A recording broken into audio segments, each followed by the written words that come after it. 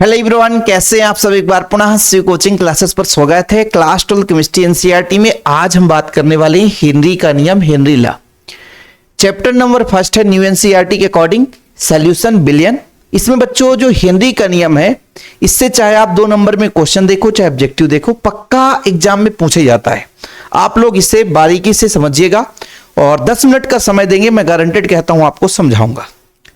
इसके बाद बच्चों अगला जो लेक्चर आएगा कि किसी भी द्रव में गैस या ठोस को मिलाएं तो किस प्रकार से उसको प्रभावित करने वाले कारक है ना, मतलब उनके विलेयता पर निर्भर करते हैं।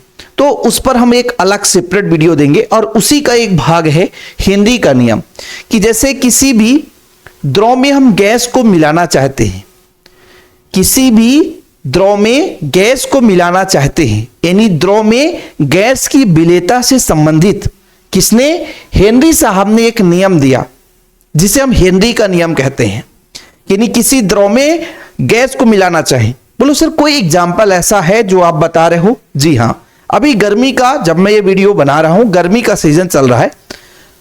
हर एक के घर में कभी ना कभी स्प्राइट तो आता ही है, और स्प्राइट को जब खोला जाता है तो आप देखेंगे कि झाग उत्पन्न होता है।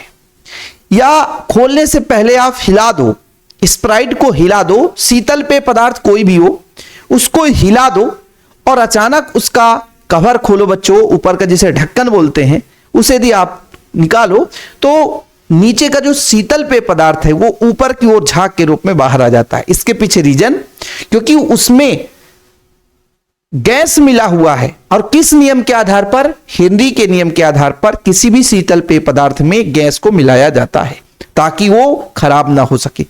जैसे बच्चों स्प्राइट वगैरह है, कोका कोला, माजा वगैरह, जो भी दुनिया भर की चीजें आती हैं, उन सब में कार्बन डाइऑक्साइड मिलाया जाता है और उसमें जितना ज्यादा दाब लगाया जाता है उतना ही ज्यादा कार्बन डाइऑक्साइड उसमें विलय होता है। इसी तत्व को समझाने के लिए हेनरी साहब ने अपना नियम दिया। ठीक है, चलिए कोई दिक्कत? तो हम यहां पर थोड़ा सा आप लोगों को डायग्राम बनाकर समझाएंगे। वैसे तो चीजें क्लियर हो गई होगी कि किसी द्रव में गैस की विलेयता को समझाने के लिए हेनरी साहब ने एक नियम दिया जिसे हम हेनरी का नियम कहते हैं।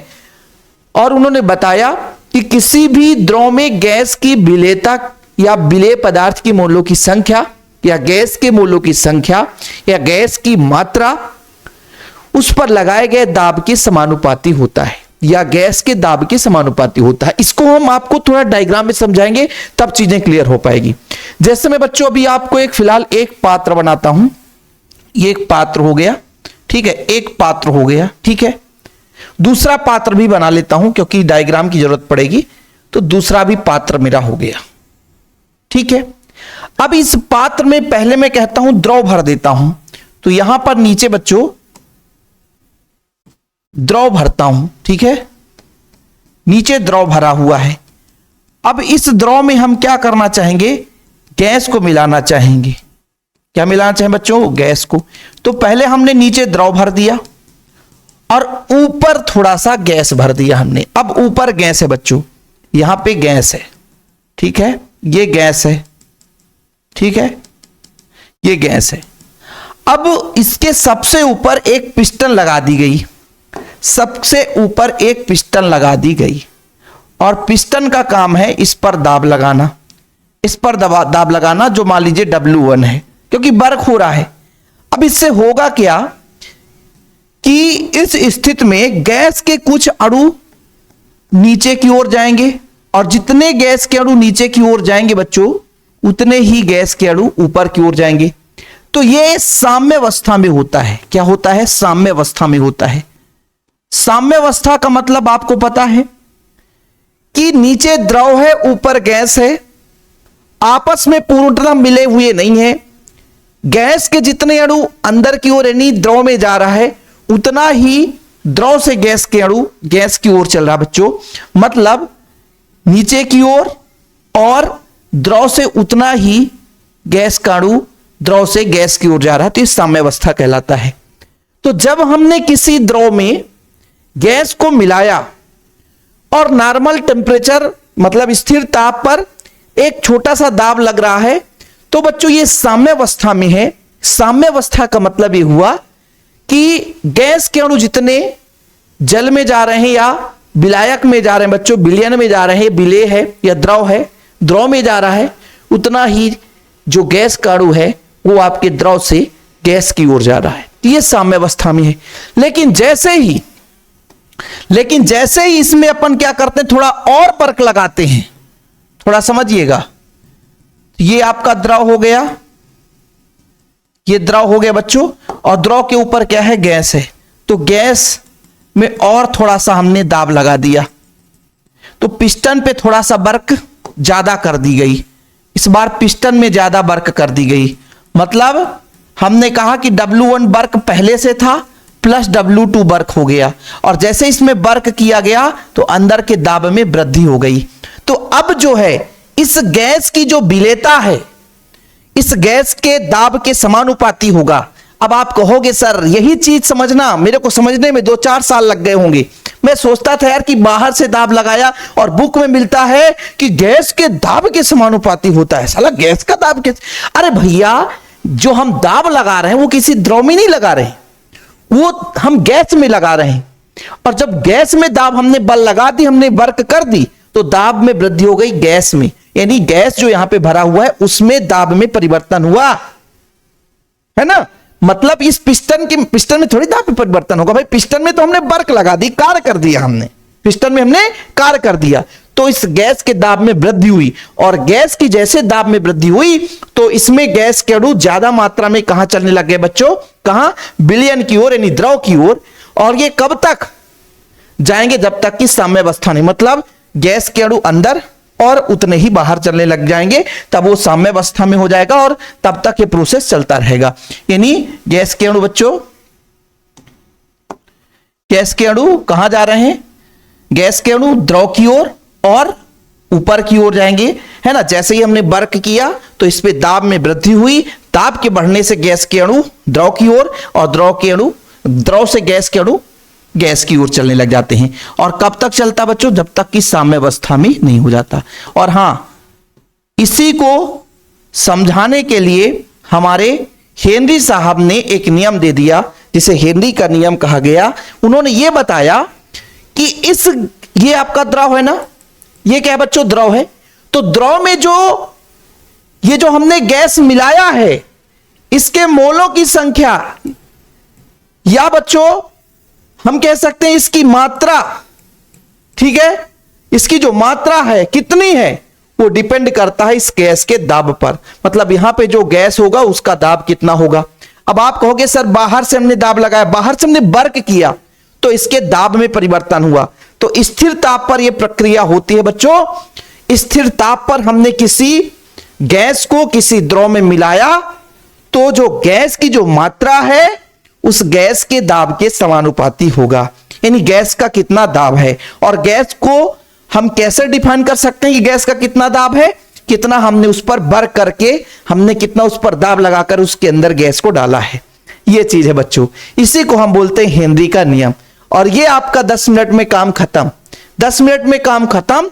इसके आगे की कहानी देखो कि सर्वप्रथम गैस की विलायक में विलेयता तथा दाब के मध्य मात्रात्मक संबंध हेनरी ने दिया, जिसे हेनरी का नियम कहते हैं, जिसके अनुसार स्थिर ताप पर किसी गैस की द्रव में विलेयता, देखना मैंने क्या समझाया, गैस की द्रव में विलेयता द्रव अथवा विलयन की सतह पर पड़ने वाले गैस के आंशिक दाब के समानुपाती होता है। यही चीज मैंने आपको समझाया कि विलयन की सतह पर पड़ने वाले, देखो बच्चों मैंने क्या समझाया था कि इस गैस का दाब कितना है उस पर डिपेंड करेगा कि गैस कितना नीचे द्रव में गया है ना। अब इस पर डिपेंड नहीं करेगा, हमने तो पिस्टन से कार्य कर दिया है और कार्य किया तो दाब में, गैस के दाब में वृद्धि हुई है। अब ये जो गैस और द्रव के बीच परत है, देखिए बच्चों आपको मैं बताता हूं, यहां पे जो लेयर बना हुआ है ये कितना दाब लगा रहा, भाई ऊपर गैस से नीचे द्रव है, तो ये आपका गैस द्रव में कितना मिलेगा, इस द्रव के सतह पर गैस के दाब के समानुपाती होगा, ना कि यहां पे दाब के समानुपाती हो जाएगा। मैं पहले कई वीडियो में बताया भी था, लेकिन अब लॉजिक समझ में आया कि भाई यहां पे जो सतह है, हमने वर्क किया, हमने बल दिया बच्चों, कार्य हुआ, तो गैस के दाब में वृद्धि हुई। अब इस गैस के दाब पर डिपेंड करेगा कि गैस कितना मिल रहा है, जितना ज्यादा इसका दाब होगा उतना ही गैस उसमें विलय होगा। ठीक है, यही चीज है कि स्थिर ताप पर किसी गैस की द्रव में विलेयता है ना बच्चों, विलयन की सतह पर पड़ने वाले गैस के आंशिक दाब के समानुपाती होता है। यानी गैस का जितना दाब होगा उतना ही गैस उस द्रव में विलय होगा। बताओ किसको समझ में नहीं आया बच्चों? हमने कहा कि मान लीजिए कि भाई उसका आंशिक दाब P है। आंशिक दाब कितना है? P है बच्चों, और उस पर गैस का मोल अंश या मोल प्रभाज, मोलों की संख्या, मात्रा, ठीक है, आपका x है, तब बच्चों P जो समानुपाती हो जाएगा स्मॉल x के, और समानुपाती हटाते तो एक नियतांक लगता है जिसे हेनरी नियतांक भी कहते हैं, जिसे हेनरी नियतांक भी कहते हैं, जहां KH एक क्या है बच्चों? हेनरी नियतांक है, हेनरी नियतांक है। ठीक है बच्चों, अब ऑब्जेक्टिव में कई बार इससे पूछा गया है क्वेश्चन, कई बार क्वेश्चन पूछ देता है कि कौन सा हेनरी का नियम सही है। ठीक है बच्चों, कुछ बुक में ऐसा भी लिखा मिल जाता है, फिर लोग कमेंट्स में बताते हैं कि सर हमारे बुक में तो ऐसा लिखा हुआ मिला, ठीक है, ये बराबर KHP, कुछ बुक में ऐसा रहता है, लेकिन एनसीईआरटी का भाई ये सही है और एनसीईआरटी का ही आंसर माना जाता है। तो एनसीईआरटी के अकॉर्डिंग आप लगाओगे, क्योंकि हम एमपी बोर्ड से हैं तो एमपी बोर्ड में शिवलाल भी चलता है, युगबोध भी चलता है, कई सारे राइटर चलते हैं, अदर स्टेट में भी चलते होंगे। तो ये आपका ये है बच्चों P बराबर KHX, यही आपका एनसीईआरटी फॉलो करता है, उसी के अकॉर्डिंग आपको पढ़ना है। ठीक है, हेनरी का नियम आएगा, इतना कर देना आपको मिल जाएगा। अब बच्चों हेनरी के नियम की सीमाएं हैं कि चलो आप मिला तो रहे हो कि गैस को द्रव में मिलाने जा रहे हो, लेकिन कैसे मिलेगा कि यह तनु विलयनों के लिए लागू होगा। तनु मतलब हम जैसे मान लीजिए किसी द्रव में अल्प मात्रा में सुक्रोज या फ्रक्टोज या ग्लूकोज कुछ भी मिला दिया या नमक मिला दिया अल्प मात्रा में, तो वो तनु विलयन कहलाता है। जैसे 1 लीटर में 10 ग्राम चीनी मिलाया, तो 10 ग्राम चीनी कितना है भाई? बहुत ही कम है, तो बच्चों तनु कहला गया। तो तनु विलयनों के लिए ही लागू होता है, सांद्र विलयन के लागू नहीं होता है। दूसरा, दाब निम्न ताप उच्च होना चाहिए, अर्थात गैस को आदर्श गैस के समान व्यवहार में प्रदर्शित करना चाहिए।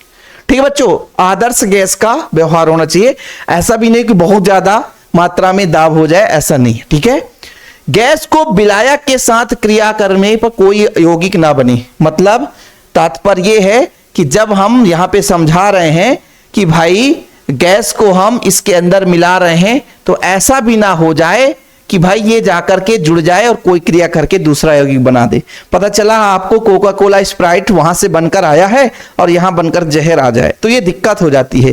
भाई वो गैस हम मिलाएं जो कि वो क्रियाशील ना हो, यानी क्रिया ना करे, ये चीज है बच्चों। ठीक है, तो ये 3 नियम है जो हेनरी के सीमाएं हैं, इसे आपको पता होना चाहिए। ये आप नोट कर लेना, स्क्रीनशॉट ले लो बच्चों, क्योंकि बहुत जरूरी है इन पॉइंटों को तैयार करना। अब इसके अनुप्रयोग क्वेश्चन पूछे जाते हैं। देखो मैंने जैसे आपको बताया, सोडा वाटर शीतल पेय पदार्थों में CO2 की विलेयता बढ़ाने के लिए बोतल को अधिक दाब पर बंद किया जाता है बच्चों। ठीक है, अधिक दाब पर क्या किया जाता है? बंद किया जाता है, ध्यान रखिएगा। मतलब ऊपर से दाब लगा देंगे, है ना, मतलब हमने वर्क कर दिया, गैस का दाब ज्यादा हो गया तो विलेयता ज्यादा हो गई। अब इतना भाई बहुत उच्च दाब नहीं होना चाहिए, है ना, ऐसा भी नहीं, मतलब होना चाहिए लेकिन बहुत ज्यादा नहीं होना चाहिए, इतना ध्यान रखना। दूसरा चीज है, गहरे समुद्र में श्वास लेते समय गोताखोर को अधिक दाब पर गैसों की अधिक घुलनशीलता का सामना करना पड़ता है। देखो बच्चों, मैं आपको बताता हूं क्या होता है कि जैसे मान लीजिए आप जब नीचे की ओर जाएंगे, है ना, गहराई पर जाएंगे, तो वहां पर दाब में वृद्धि हो जाती है, और जब दाब में वृद्धि हो जाएगी तो चाहे आप कोई भी सिलेंडर रखें, उसमें से ऑक्सीजन ले रहे हैं, ऑक्सीजन के साथ अन्य पदार्थ है, जैसे यहां पर आप देखो गोताखोर हीलियम, नाइट्रोजन और 32% ऑक्सीजन, इनका मिश्रण ले जाते थे। अब जो नाइट्रोजन का है बहुत ही कम मात्रा प्रयोग किया जाता है, क्योंकि कारण होता है कि जब हम गहराई पर जाते हैं, अंदर की ओर जाते हैं, तो गहराई पर जाने से होता क्या है बच्चों कि गहराई पर जैसे जैसे हम जाते हैं तो दाब बढ़ता जाता है, और जैसे जैसे दाब बढ़ता गया तो हमारे रक्त में ऑक्सीजन है, अन्य गैस ज्यादा मात्रा में घुल जाती है। लेकिन जैसे ही हम समुद्र से बाहर आते हैं तो ऊपर दाब कम हुआ, तो फिर वो जो गैस है वो फिर भाई बुलबुले के रूप में बाहर निकलना शुरू करता है, कभी कभी रक्त के बीच में ही बुलबुले के रूप में एकत्रित हो जाते हैं, जिससे बेंडस नामक बीमारी उत्पन्न हो जाती है। तो ये चीज आता है कभी कभी कि बेंडस नाम की बीमारी होता क्या है कि जब हम गहरे जगह पर जाते हैं, समुद्र के गहराई पर जाते हैं, तो दाब के अत्यधिक होने के कारण गैस अत्यधिक मात्रा में हमारे रक्त में विलय हो जाता है। लेकिन जब अचानक बाहर आते हैं तो बाहर का दाब कम होता है, जिससे रक्त में जो गैस मिला रहता है जैसे नाइट्रोजन वगैरह है, तो नाइट्रोजन बुलबुले के रूप में एकत्रित हो जाता है, जिससे हमारे शरीर में अत्यधिक मात्रा में दर्द होती है। ये जानलेवा बीमारी जैसे हो जाता है। ठीक है बच्चों, ये पूरा लिखा हुआ है, कहानी यहां पर देख सकते हैं कि गहरे समुद्र में श्वास लेते समय गोताखोरों को अधिक दाब पर गैसों की अधिक घुलनशीलता का सामना करना पड़ता है। अधिक बाहरी दाब के कारण श्वास के साथ ली गई वायुमंडलीय गैस की विलेयता रुधिर में अधिक हो जाती है। यही चीज, रुधिर मतलब रक्त में, है ना, ज्यादा दाब होने के कारण ज्यादा विलय हो जाता है। जब गोताखोर सतह की ओर आते हैं तो बाहरी दाब धीरे धीरे कम होता है, भाई ऊपर की ओर आएंगे दाब कम होगा, जिसके कारण घुली हुई गैसें बाहर निकलती है। इससे रुधिर में नाइट्रोजन के बुलबुले बन जाते हैं। ये चीज मैंने आपको बताया, ठीक है, नाइट्रोजन के बुलबुले बन जाते हैं। यह कोशिकाओं में अवरोध उत्पन्न कर देता है बच्चों, और एक चिकित्सीय अवस्था उत्पन्न कर देता है, जिसे बेंडस कहते हैं, मतलब बेंडस नाम की बीमारी उत्पन्न हो जाती है। वही चीज तो मैंने कहा कि जब आप नीचे की ओर जाएंगे तो कोई दिक्कत नहीं है, भाई दाब है ज्यादा मात्रा में मिले होंगे, लेकिन जैसे ऊपर की ओर आते हैं तो दाब थोड़ा सा कम हो जाता है, और जब दाब कम हो गया बच्चों विलेयता कम हो जाती है। ये चीज है, ठीक है, नोट डाउन कर लो इसको, आप लोग स्क्रीनशॉट ले लिया करो, आप लोग दिक्कत हो तो बता दिया करो बच्चों, है ना, ठीक है।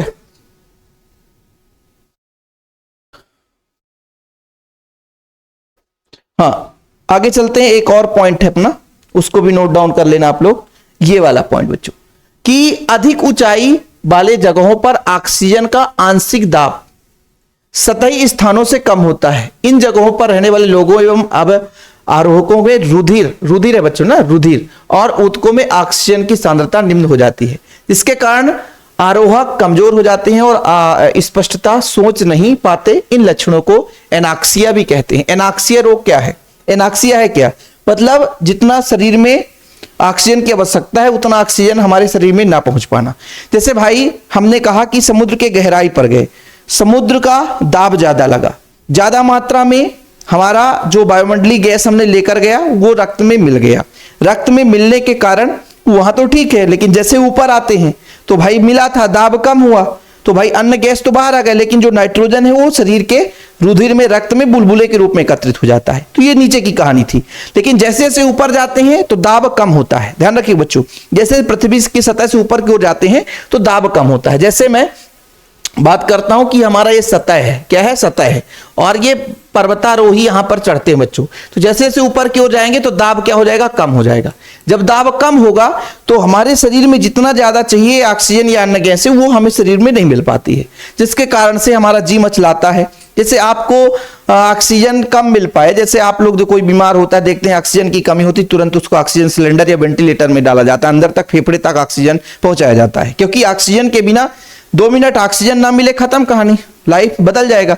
ऐसे ही जैसे जैसे हम ऊपर की ओर जाते हैं तो पर्याप्त मात्रा में जितना हमारे रक्त में ऑक्सीजन की मात्रा घुलनी चाहिए तो उतना नहीं मिल पाता, जिससे शरीर मतलब थोड़ा हड़बड़ाहट होता है, सोचने की क्षमता कम हो जाती है, जी मचलाता है। तो ये सारे हेनरी के नियम के ही अनुप्रयोग हैं कि भाई दाब उचित होना चाहिए, जिससे आवश्यकता अनुसार, है ना, द्रव में गैस की विलेयता हो सके, है ना। बहुत उच्च ही नहीं होना चाहिए कि बहुत ज्यादा हो जाए, जितना चाहिए उतना होना चाहिए।